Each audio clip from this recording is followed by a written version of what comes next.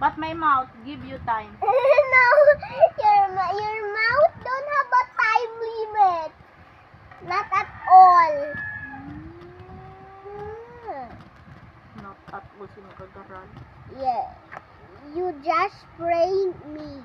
No, I'm not pranking you. You prank me. You don't have any time limit. Because you're a human, you don't have time limit. Only Squid Game have time limit. Oh, really? Yeah. Oh, okay. Now I know. Human no time limit. But the time is running. You not understand? Squid Game have time limit. Okay, but we're not playing Squid Game. We are studying.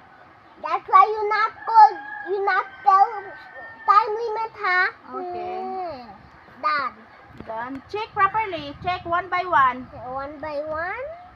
Maybe you miss 0 there. Nah, you all 0.